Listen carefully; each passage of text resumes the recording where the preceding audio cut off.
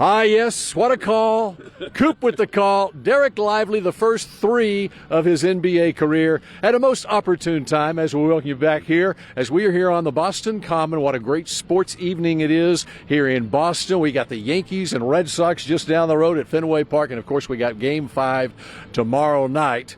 It's a great time to be a Dallas sports fan. Oh, my goodness.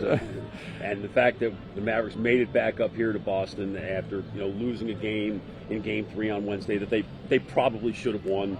They may have even should have won Game 2. That may be even the one that if they don't win the series, they'll probably regret more than any other because the Celtics really were asking them to win the game, and the Mavericks didn't take advantage of it. But the Lively three-pointer was just fantastic. He's been working on them all year, and but to take one in Game 4 of the NBA Finals and having not taken one in a game since November 14th, it was pretty remarkable. Hey, the last few weeks has been my first time to really watch the team and shoot around and so forth, and what is open to the media. And I'm sitting there watching Derek Lively knock down 3 after 3 with a great stroke, and I even asked him about it. Why don't you shoot more threes? Well, he took my advice, I guess. Well, I think it's probably something that will be in his future. It's really important in the NBA game now. We've seen with the Celtics, and you see when Kristaps Porzingis plays especially, and you're playing with 5 out beyond the three-point line, how it stretches the floor and just creates all kinds of problems for your defense. Derek Lively is 20 years and 124 days old. There's plenty of time for him to figure out how to shoot threes, and I think it's actually coming sooner rather than later. All right, Chuck, in baseball they say that momentum is only as strong as your starting pitcher the next day. How about momentum for the Mavericks? Can they take momentum from Game 4 into Game 5 tomorrow night? I think they can. I think there's really a carryover, quite frankly, from the fourth quarter of Game 3, where the Mavericks certainly had the Celtics on the ropes. They just didn't make the shots that they had to make to get the job done. But that was a complete performance in Game number 4. And, the only thing that they have to be able to do is just, play quarter to quarter, play possession to possession. And, don't worry about the big picture of, we got to win, 3 games to win the series. There are no 3-game winning shots that happen tomorrow night. You can only take it one at a time. All right, what do you think was the key really for the Mavericks in that game? Because the Celtics were out of sync offensively. It was a scrambling defense, and the rebounding advantage was extreme for the Mavericks in that game. Well, hopefully when you're missing a lot of shots like the Celtics missed, that you'll be grabbing the rebounds and they won't.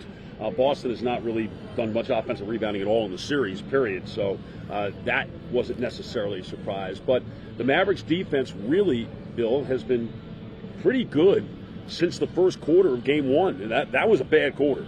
But the rest of the quarters, they've been really pretty good. And I think they've figured some things out and how to stop the Celtics' weak side cutting along the baseline. You haven't seen much of that in certainly in the last 5 quarters of the game.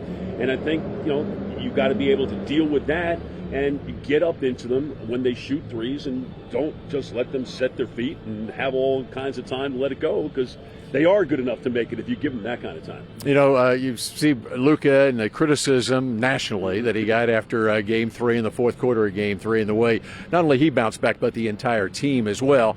For the Mavericks to win that game 122-84, and for Luka to go 0 for 8 on threes, and Derek, for Kyrie to go 1 for 6 on threes, says a lot about what this team did in that game. Yeah, they still shot 50%, right? Over 50% for the game, and you're getting into a place now. Game 5, that has been the Mavericks' best game of these playoffs. They had a 30-point win against the Clippers, had a 12-point win against Oklahoma City, which was a far greater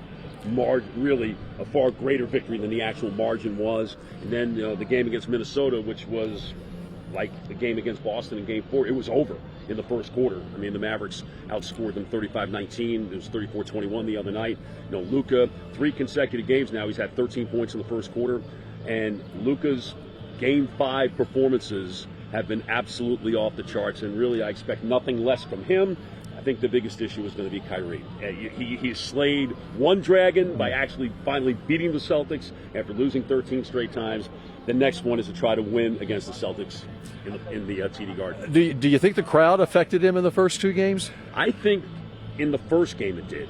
He started out okay, and he actually started out okay the second game too. He was 4 of his first 5, and I think he got mixed up with a fan. But I think the chanting in game one, after the first quarter, I think really kind of got to him a little bit. But, you know, he's been pretty zen about the whole thing overall. We're about to see how zen he's going to be in game 5. You know what else got to the Mavericks in game 1? Porzingis got to the Mavericks in game 1. How much are they missing Porzingis? Oh, very much.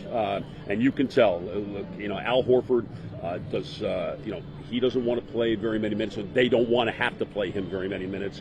You know, Xavier Tillman hit a three-pointer in game 3, but he's not really a threat from deep.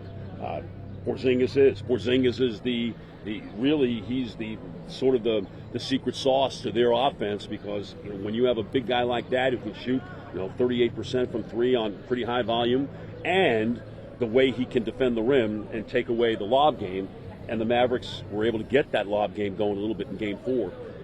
They're going to try to do that again in game 5 tomorrow night. I know you're taking it one broadcast at a time Yes, right now. Are you confident you'll be doing a broadcast on Thursday night at the AAC? As I've said before every game, Bill, I am cautiously optimistic. There you go. All right, cautiously optimistic Chuck Cooperstein. We appreciate it from here at the Boston Common, and we're back with more and see how the Rangers did against first place Seattle when we come back.